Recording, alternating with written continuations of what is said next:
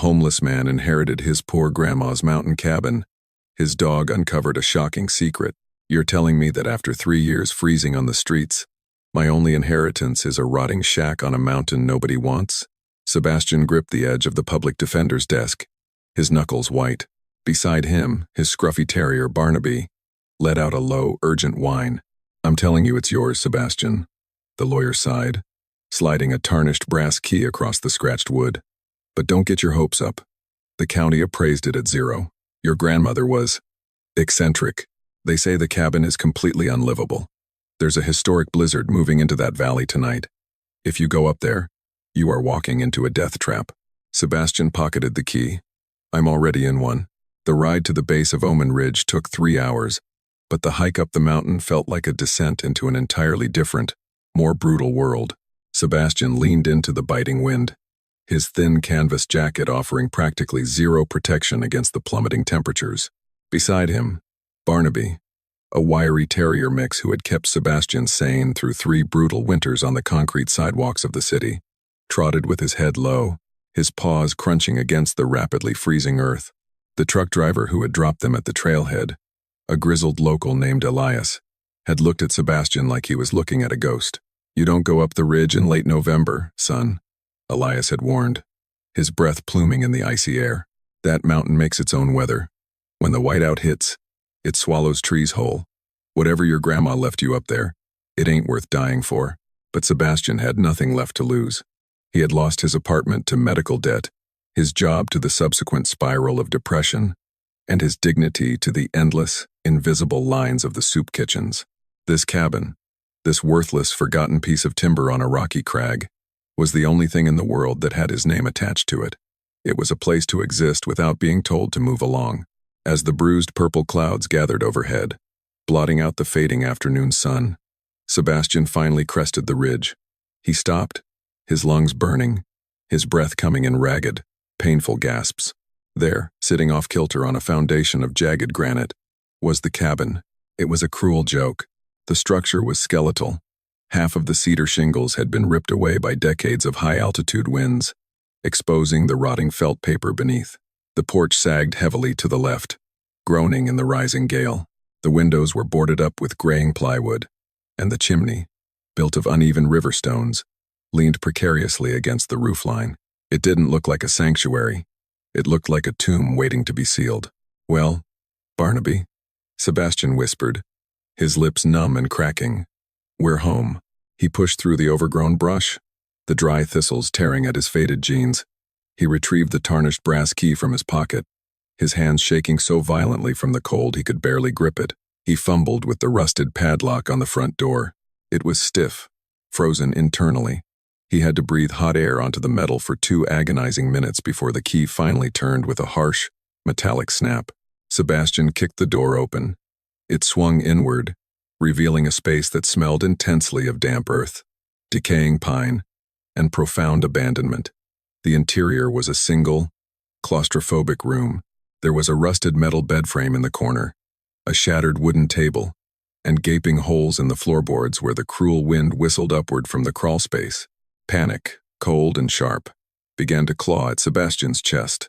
The temperature inside was indistinguishable from the temperature outside. The wind was already howling through the gaps in the walls, carrying with it the first fine, powdery grains of snow. The historic blizzard the lawyer had warned him about wasn't just coming. It was here. He dropped his meager duffel bag containing a thin wool blanket, a cheap gas station lighter, and a half-empty bag of dog food onto the floor. He rushed to the windows, trying to shove pieces of broken furniture against the drafty gaps, but it was useless. The cabin was a sieve. He was going to freeze to death tonight. The bitter irony of it stung his eyes. He had survived 3 years on the unforgiving streets of the city, only to come to his own property to die. He sank to his knees in the center of the room, pulling his coat tighter around his shivering frame. I'm sorry, buddy, he whispered, reaching out to stroke Barnaby's coarse fur. I thought this would be a real place, but Barnaby wasn't looking at him. The terrier's ears were pinned back, his nose twitching frantically. He pulled away from Sebastian's hand and trotted toward the massive, disproportionate stone hearth that took up nearly the entire back wall of the cabin. The dog began to sniff furiously at the perimeter of the stone base, Then, with a sudden, manic energy, Barnaby began to dig. His claws scraped violently against the wide, flat stones that made up the hearth's apron. "Barnaby, stop. There's nothing there," Sebastian said, his voice weak, defeated. The dog ignored him. He whined, a high-pitched sound of intense urgency, and began tearing at the heavy accumulated dirt and ash packed between the stones. He dug until his paws were a blur, his claws making an awful, rhythmic grating noise against the rock. "Hey, stop it." Sebastian forced himself up, his joints screaming in protest against the freezing air. He walked over and grabbed the dog by the scruff, pulling him back. "You're going to tear your pads up. Stop." Barnaby fought him, barking wildly, staring fixedly at the center stone of the hearth. Sebastian looked down. It was a massive, rectangular slab of slate, seemingly identical to the others. But as Sebastian squinted in the dim, fading light, he noticed something the ash and dirt had obscured. The mortar around this specific stone wasn't mortar at all. It was a thick, hardened ring of black pitch, and tucked neatly into a carved recess on the edge of the stone was a heavy, rusted iron ring. Sebastian's heart slammed against his ribs. The cold momentarily vanished, replaced by a surge of pure, adrenaline-fueled shock. He fell to his knees beside the dog, his trembling fingers reaching out to brush away the remaining debris. His grandmother hadn't been crazy. She hadn't just been hoarding junk in a rotting cabin. She had been hiding something. The wind outside elevated from a howl to a deafening mechanical roar. The cabin shuddered violently around them, the wooden beams protesting with loud, terrifying cracks. Fine snow was now blowing horizontally through the gaps in the walls, dusting the floor in a layer of white frost. The temperature was plunging exponentially. Sebastian could feel the moisture in his nose beginning to freeze. He gripped the rusted iron ring set into the slate stone. It was freezing to the touch, biting into his bare skin like teeth. He braced his boots against the adjacent stones, tightened his core, and pulled with every ounce of strength his malnourished body could muster. The stone didn't budge. "Come on," he grunted, his breath pluming in thick white clouds. He adjusted his grip, wrapping both hands around the ring, and threw his entire body weight backward. With a sickening crack of breaking pitch, the heavy slate slab shifted. A rush of air hissed outward. Sebastian scrambled backward as the stone tilted on a hidden, heavy-duty iron hinge, revealing a gaping, square hole plunging into absolute blackness. Instantly, the atmosphere in the room changed. The air rising from the dark shaft wasn't the freezing, biting wind of the mountain. It was still, dry, and distinctly, miraculously warm. It smelled of ancient dust, dried herbs, and deep, undisturbed earth. Barnaby didn't hesitate. The dog practically dove into the opening, disappearing down a set of steep, narrow wooden stairs built directly into the bedrock. "Barnaby, wait," Sebastian yelled, his voice echoing weirdly in the shaft. He fumbled in his pockets, his fingers numb and clumsy, until he retrieved his cheap plastic lighter. He flicked the flint. A pathetic, flickering orange flame sprang to life, casting long, erratic shadows across the room. Protecting the flame with his cupped hand, Sebastian swung his legs into the hole and began the descent. The stairs were solid, carved from thick oak, not the rotting pine of the cabin above. He climbed down 10 feet, then 20. The howling of the blizzard above began to muffle, replaced by the profound, heavy silence of being underground. His boots hit a solid dirt floor. He held the lighter up. The small flame illuminated a space that defied all logic and expectation. This was no simple root cellar. It was a massive, vaulted cavern, painstakingly carved out of the mountain's granite and lined with smooth, tightly packed river stones. The space was easily 3 times the size of the shack above it. "Barnaby?" Sebastian called out. The dog barked happily from the corner. Sebastian moved forward, the lighter illuminating strange, incredible details. To his left, floor-to-ceiling wooden shelves spanned the entire length of the wall. But they weren't stocked with typical prepper gear, no shiny MREs or plastic jugs of water. Instead, there were hundreds of heavy glass mason jars. Sebastian wiped the dust off one. It was filled with a dense, creamy white substance. Another shelf held jars packed tightly with dried, dark meat coated in the same white fat. To his right, a bizarre, massive structure dominated the room. It was built from red brick and a smooth, clay-like mud. It looked like a long, thick bench curving along the wall, ending in a cylindrical barrel made of heavy cast iron. In the center of the room sat a heavy oak table. On it rested a kerosene lantern, a box of wooden matches, and a thick, leather-bound journal. Sebastian dropped his lighter, his hands shaking too much to hold it. He grabbed the matches, struck one against the box, and lit the lantern. A warm, golden light flooded the subterranean bunker, pushing back the shadows and revealing the true extent of his grandmother's secret. He picked up the journal. The leather was soft and worn. He opened to the first page. The handwriting was elegant, sharp, and unmistakably his grandmother's. To my Sebastian, if you are reading this, the world above has grown too cold, and you have finally come home. They called me a crazy old woman. They said I threw my money away on a pile of worthless rocks. But they only look at the sky, Sebastian. They never look at the earth. The sky changes. The earth remembers. Everything you need to survive the Great White is down here. Do exactly as I say, and the mountain will keep you warm. Suddenly, a sound like a bomb detonating shook the very foundation of the cavern. Dust cascaded from the stone ceiling. Sebastian stumbled, clutching the table. Above them, the screaming of the wind reached an impossible, shrieking crescendo, followed by the catastrophic, splintering crunch of heavy timber snapping. The shack above had failed. The wind and the sheer weight of the sudden, massive snowdrift had crushed the fragile structure like a matchbox. A torrent of snow and splintered wood began to pour down the stairwell. Driven by pure, adrenaline-fueled survival instinct, Sebastian leaped toward the stairs. He grabbed the heavy iron trapdoor from beneath and heaved it upward. The weight of the falling snow was immense, fighting him, trying to bury them alive. He screamed, his muscles tearing, his boots slipping on the dusty floor, and slammed the heavy iron door shut. He threw the heavy iron locking bolt across the hatch just as thousands of pounds of snow settled heavily on top of it. The deafening roar of the storm was instantly cut off, replaced by an absolute, terrifying silence. Sebastian fell to his knees, gasping for air, staring up at the locked trapdoor. They were buried alive. There was no way out. He looked around the bunker, the golden light of the lantern casting long shadows. He was trapped in the earth, miles from civilization, beneath a crushed cabin and a historic blizzard. The real test hadn't even begun. The silence of the bunker was heavy, pressing against Sebastian's eardrums like physical weight. For the first hour, he simply sat on the dirt floor, staring blindly at the locked trapdoor. He waited for panic to set in, for the claustrophobia to strangle him.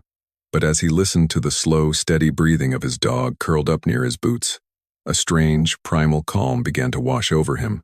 He was buried, yes, but he was alive. And for the first time in 3 years, the wind wasn't touching him.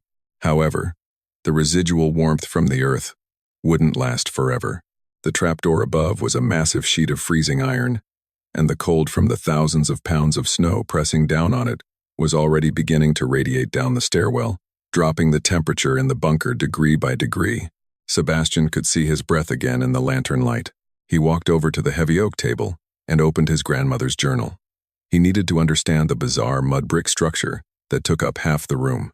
He flipped past pages of meticulously recorded weather patterns and geological notes until he found a diagram titled, "The Rocket Mass Heater." "The modern world is foolish, Sebastian."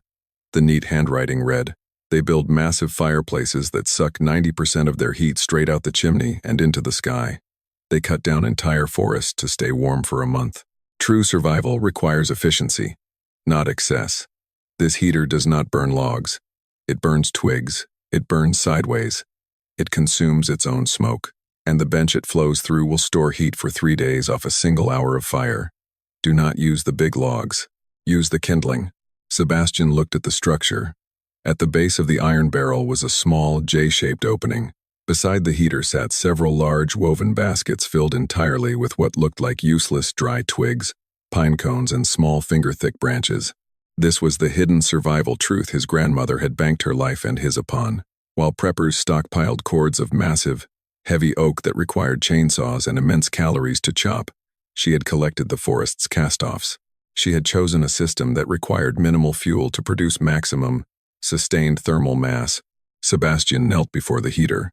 His hands were clumsy from the creeping cold. Following the journal's instructions, he dropped a piece of crumpled paper into the bottom of the J-tube. stacked a handful of dry pine needles on top, and struck a match. He dropped the match in. The paper flared. For a terrifying 10 seconds, thick, acrid gray smoke billowed backward into the room. Sebastian coughed, his eyes watering. It's not working. The chimney is blocked by the snow. Panic flared in his chest. If the smoke didn't clear, they would asphyxiate in minutes. But then, the physics of his grandmother's design took over. The iron barrel heated up, creating a powerful internal draft. Suddenly, with a deep, bass-heavy whoosh that sounded like a jet engine igniting, the flame abruptly shifted direction. It didn't burn up. It burned sideways, sucked violently horizontally into the heart of the mud brick bench. The smoke instantly vanished, consumed by the intense, concentrated heat of the combustion chamber. Sebastian fed more twigs into the vertical feed tube. The fire roared, a continuous, powerful vacuum pulling the flames inward. He sat back, watching in awe. There was no smoke in the room, just the mesmerizing sound of the draft and the rapidly intensifying heat radiating from the iron barrel. Within 30 minutes, the massive, clay-coated bench began to radiate a deep, penetrating warmth. It wasn't the harsh, face-burning heat of a campfire. It was a soft, enveloping thermal blanket that seemed to warm his very bones. He called Barnaby over, and the two of them sat on the heated stone bench. Sebastian let out a long, shuddering sigh as the deep chill of the city, the cold that had lived in his joints for 3 years, finally began to melt away. Hunger, sharp and demanding, replaced the cold. He went to the shelves and examined the glass jars. The journal explained this too. You cannot survive extreme cold on canned green beans and rice. The journal read, you need dense energy.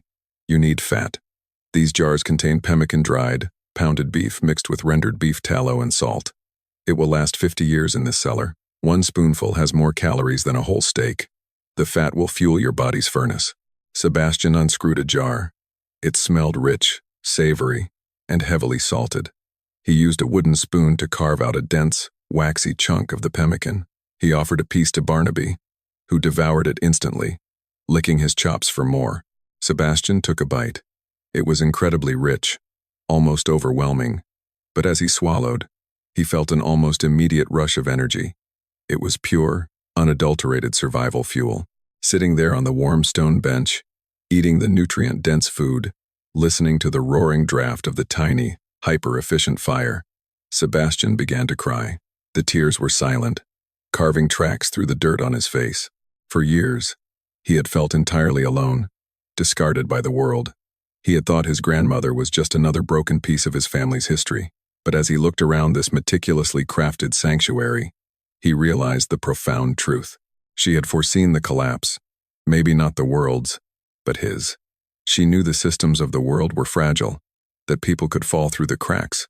While the town above mocked her, she had quietly, painstakingly carved a fortress out of the bedrock, filling it with the unconventional, ancient wisdom needed to outlast the storm.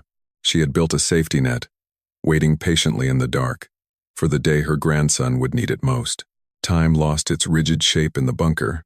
Without the sun to dictate the hours, Sebastian and Barnaby fell into a natural, primal rhythm, dictated only by their bodies and the fire. According to Sebastian's rough estimation based on his sleep cycles, 4 days passed. 4 days of total isolation beneath the earth. The air never grew stale. Sebastian had discovered another of his grandmother's brilliant contingencies, a 4-inch PVC pipe running from the bunker's ceiling, angled sharply upward. The journal noted it was routed through the hollow trunk of a dead, standing oak tree 50 yards from the cabin. No amount of snow would block it, allowing the bunker to breathe while they remained entombed. They lived on the dense, salty pemmican and melted snow that Sebastian scraped from the cracks around the frozen trapdoor. He spent his hours reading the journal, absorbing his grandmother's lifetime of accumulated knowledge on foraging, water purification, and surviving off the grid. He felt his mind, previously clouded by the daily trauma of street survival, growing sharp and focused. The shivering, broken, homeless man who had hiked up the mountain was dead. The fire and the stone had forged someone entirely new. On what he guessed was the morning of the 5th day, the subtle, deep earth vibrations caused by the howling wind above finally ceased. The silence that followed was absolute. The storm had broken. It was time to see what was left of the world. Sebastian bundled up in his canvas jacket, which now felt warm against his well-fed, rested body. He climbed the wooden stairs and pushed against the iron trap door. It didn't move a fraction of an inch. He pushed harder, bracing his back against a stair tread and leg-pressing the iron with all his might. Nothing. The weight of the snow above, combined with the ice that had fused the seams, created an impenetrable seal. Panic threatened to return, but Sebastian clamped it down. He was no longer a victim of circumstance. He descended the stairs and searched the bunker's tool corner. He found a heavy-duty hydraulic bottle jack, intended for lifting the massive stone lintels during the bunker's construction. He hauled the heavy jack up the stairs. He wedged it between a reinforced stair tread and the heavy iron locking mechanism of the trapdoor. He inserted the metal handle and began to pump. Click, click, click. The hydraulic pressure built. The wooden stairs groaned under the immense counterforce. Sebastian kept pumping, sweat beading on his forehead despite the chill in the stairwell. Suddenly, a loud, sharp crack echoed like a gunshot. The ice seal broke. The iron door lifted upward by 3 inches, revealing a solid, blinding white wall of packed snow. Sebastian removed the jack and grabbed a short-handled steel shovel from the bunker. For the next 2 hours, he engaged in brutal, exhausting labor, carving a vertical tunnel upward through the dense, compacted snowdrift. The snow was packed so tightly it felt like mining soft rock. Finally, his shovel broke through. A shaft of impossibly bright, piercing sunlight stabbed down into the darkness, blinding him. Barnaby barked excitedly from the bottom of the stairs. Sebastian widened the hole, pulled himself up, and breached the surface. He scrambled out onto the snowpack and stood up. He gasped. The landscape was unrecognizable. The world was an endless, undulating ocean of pristine, sparkling white, framed by a vibrant, cloudless blue sky. The rotting cabin was entirely gone, completely swallowed and erased by a massive, 20-foot snowdrift that had buried the entire ridge. If he had stayed above ground, he would be a frozen corpse encased in timber and ice. A low, rhythmic thumping sound echoed off the mountain peaks, growing steadily louder. Sebastian shielded his eyes. A bright orange search and rescue helicopter crested the far ridge, its rotors kicking up clouds of diamond dust snow. Below it, cutting across the valley floor, were 3 heavily tracked snowcats. They had come looking for him. 15 minutes later, the lead snowcat roared up to the edge of the drift. Sheriff Miller, a man who had known Sebastian's grandmother and had likely told the public defender she was crazy, stepped out.